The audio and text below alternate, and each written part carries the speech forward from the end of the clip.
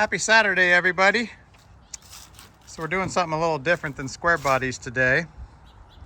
This is a 1970 Plymouth Satellite.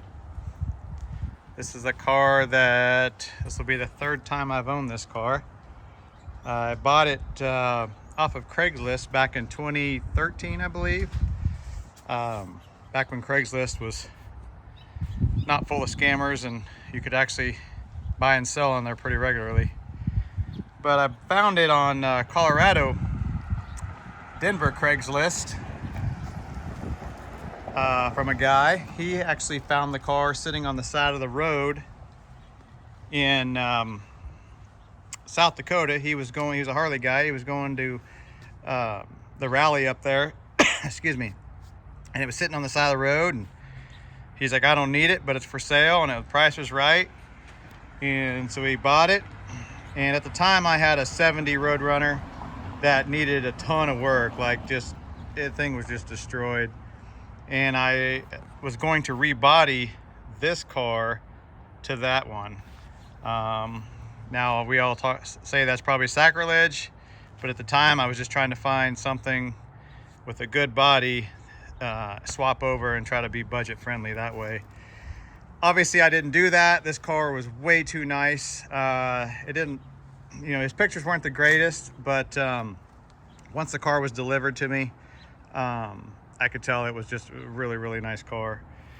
And then I had it for 3-4 years, and I was building a truck to take to Mecum, one of my first Mecum auction vehicles that I wanted to start kind of going from the hobby to the business type thing.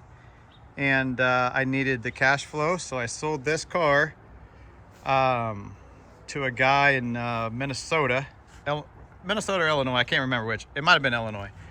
Anyway, and got the cash, took the truck, did great for the time and all that. And then once I kind of got a little bit more cash going, I was like, I'd like to have that car back. So ironically, somebody on YouTube did a video of this car at one of the classic car dealerships up in Illinois. And so I called them. They just sold it. That's what it was. So this went to Illinois. It got sold to a classic car dealer in Illinois. And then the guy who bought it from the classic car dealer lived in Minnesota. So anyway, I was able to purchase the car back. They got me the guy. I gave them my number because obviously they couldn't give the guy's number out. Gave them my number, and the guy called me and said, yeah, I've been thinking about selling that car. So I sold it, or excuse me, I bought it back, had it transported again, and then we kept it until about 6 years ago, 6, 7, maybe 8 years ago. The time's flying. Was it 2024? So I think it was 2016. And it was sitting in front of our storefront that we had. We sold that business a couple of years ago. And a guy drove by from Missouri and said, hey, would you sell that car?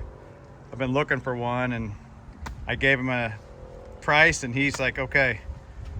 So regrettably, I did sell it. Obviously, it doesn't really matter because I have it back. However, our deal was if he ever decided to sell it, and I kept in touch with him, that I would get it. I'd be the first right to refusal, and I'd be able to buy it back for what I sold it to him for. Obviously, everybody knows these cars have, value-wise, have exploded. They're very hard to find, especially as nice as this one. I'm gonna do a little walk around on it. It's a little bit rougher than when I sold it 6 years ago. Even though he kept it garage, he did drive it once a month, and he really didn't do anything with it. It still has the tires I put on it. They're in good shape. They're just 8 years old, so they're kind of cracked, so I'm gonna have to get tires put on it. It did have the satellite hood on it. I bought this hood about 2 years ago from up in Nebraska for this car, and it's taken me 2 years to go get this car. The gentleman just couldn't get together on it, but to go get it, he's about 5 hours away. But we got it. It's mute point now. I'm gonna walk around it here. So if anybody is familiar with Mopars, people are stickler on them because just like I said earlier, the rebody thing. And I'm sure there's tons of cars out there that have been rebodied. that once started as a Belvedere or a Satellite, and are now passed along as Roadrunners, GTXs, Superbirds, stuff like that. So this car, when I got it, it had 14-inch Kragers slots on it, small little tires, side pipes. Believe it or not, it had side pipes. They literally had just drilled through it's like 3 lag bolts through the rockers, and about 8-inch of shackle in the back. It was straight from the 70s, 80s look. Obviously, I get rid of all that. I found the Magnum 500s up in Michigan on Craigslist again, and a buddy of mine lives up there, and when he was coming back, he just brought them along, and then I put the tires on it.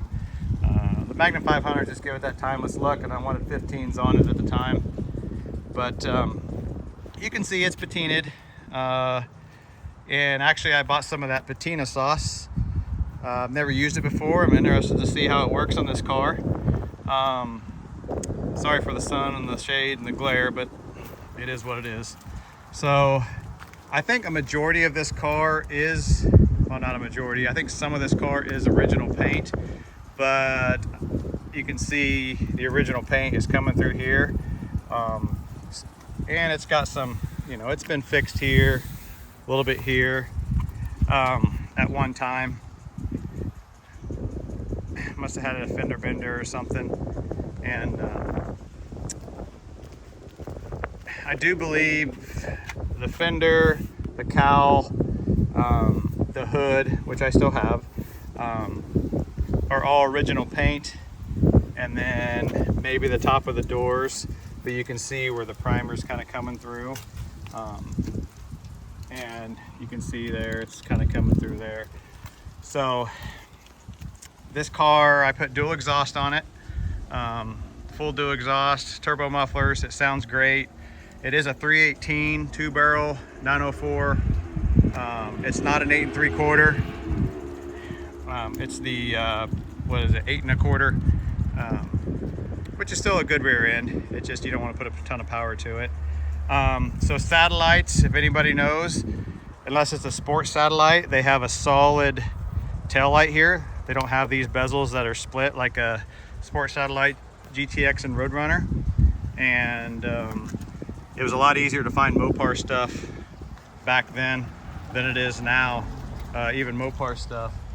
But so I bought these, painted them, stuck them in there. I just think they look a lot better than the solid. That's the tag I ran on it before, and that's the tag we're running now. That's an original 1970 Kansas tag. You can see I had to put little tips on it, which are kind of rusty now, but that's the original bumper. Bumpers. That's all the original trim. I'm not crazy about this. In fact, if I do decide to sell it, excuse me, if I do decide to paint it, not sell it, if I do decide to paint it, we'll remove all that. But just kind of give it a cleaner look. But so the tire size I put on it is a 255/60/15 for those inquiring. I know you can put a little bit wider tire on them in the back, but I wanted all the same size tire. But give you a look there at it.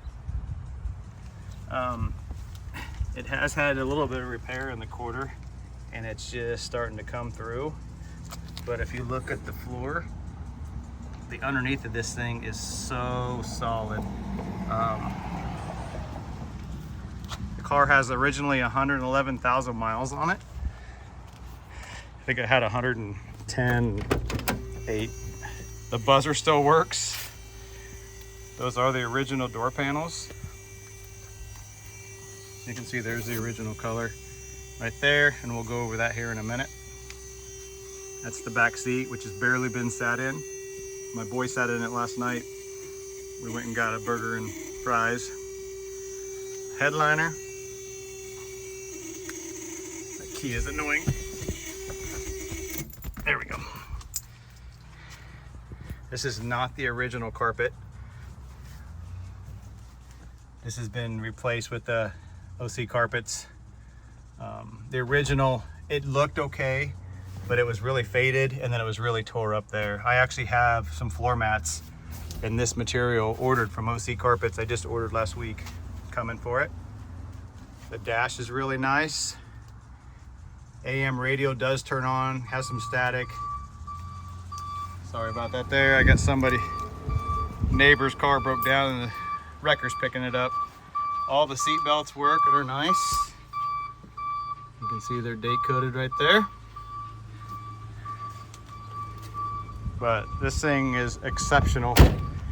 You can see when they painted the quarter or whatever they did, they actually had to come up over the top, and so there's some, it's thinning on the top, but it gives it that look that it's been, you know, it's a Survivor. These were just cars back then. And while it's still a car now, it's a pretty rare car. The grill is all original. This hood doesn't match exactly. When I got it, it was green, and I couldn't remember exactly what color green this thing was. And it's close. It is a Roadrunner / GTX hood. It's beat up just kind of like the car is, just enough. But I love the looks of the Roadrunner hoods, GTX hoods. So this doesn't have the turn signals in it, but this car does have turn signals in the hood right here. So easy, just switch out that insert, wire up your turn signals, and it's pretty cool to see those turn signals flashing. I usually do this at my shop where it's a little bit quieter on Saturdays. Sorry for the noise in the background, it's a little irritating, but it is what it is. But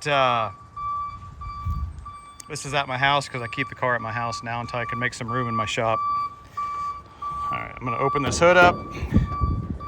So this car still has the original radiator in it. It does have air conditioning, power steering, manual drum brakes, which I'm gonna convert that to power disc brakes. You can see the decals are still there. There's the trim tag. That guy could literally stop about any time he wanted to. So RM, right? Or excuse me, RM, M's Roadrunner. RH, which would be your satellite. 2.3, which would be your hardtop. If it was a 2.1, it would have a pillar right there. Which satellites I don't believe had pillars. Just the Belvederes and the Roadrunners. So RH 23, G, which means 318. If it was an N, it'd be a 383. V would be a 446 pack. Excuse me, U would be a 440, or R would be Hemi. 0 for 70, G for St. Louis. If it's an A, I think it was like Michigan. E is like Los Angeles, but G's St. Louis. In this area, if it's a G, most of them came from St. Louis around here. And then that's your number. So it was a 253,534th. So when I had this car, I think the first or second time, I had to put a water pump on it, all the belts, points, plugs, wires, all that good stuff. And I think I replaced this because it was all deteriorated. But you can see this baby is original and it runs great. A little vibration, probably because it's been sitting and the tires are flat spotted and hard and old, but got plenty of power for what a 318 is. 318s are great motors. My grandpa was a Chrysler guy, and he always said 318s are the best motors Chrysler ever made. Kind of like a small black Chevy. So fender tag has never been off of it. Still got the decal there, but I could have left the original hood on it, but I'd been looking for that one for a while, and I just think it kind of looks great. It's beat up, but you know what? The hood's easy to replace. Those are 15x7 Magnums. You can see how straight that car is.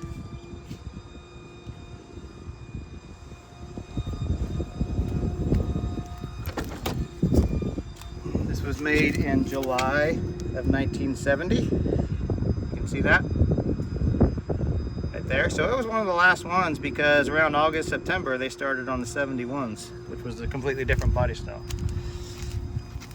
Still has the tire. I do not run 28 in them, I run about 32. Back then, 14-inch bias plies, that's what you'd want to run. You can see the sills, steering wheel's nice, but this is just a very, very cool, nice car that I'm glad to have back. My boy likes it. It's just a very nice car. Underneath is just absolutely rust free. Like I said, a little bit in the quarters. Right hand side's a little bit worse. And then I'll show you the trunk here. Give me a minute here.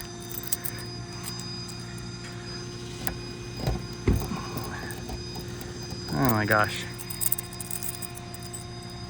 Hang on a minute. For some reason my key's not. There we go.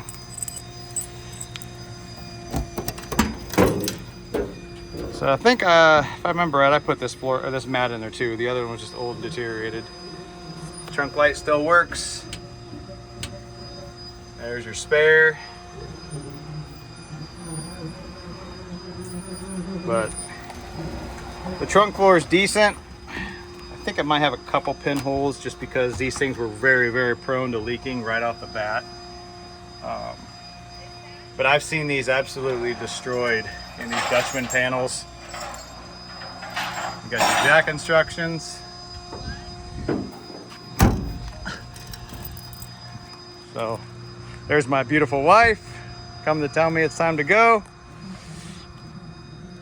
But I'll wrap this video up here shortly. But anyway, I thought everybody kind of liked to see the car. I threw a couple pictures on the internet of it, just because you don't see them very often. And my dad, my grandfather was a Mopar guy. We're Mopar guys, so they have a special place in my heart, and it's kind of cool to have it back. Everything was green in the 70s. It still has some old fuel in it. We put some new stuff in it the other day, but those tanks are so big that it's going to take a little bit to run that out. So, but thing fires right up.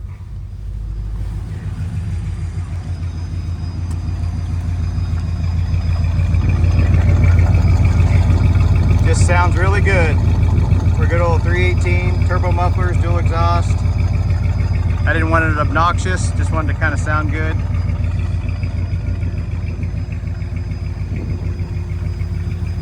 Sorry about the record noise in the background. But anyway, thanks for watching. Please like, share, tag. We'll throw this on YouTube and our Facebook page, and everybody can enjoy this piece of Mopar history.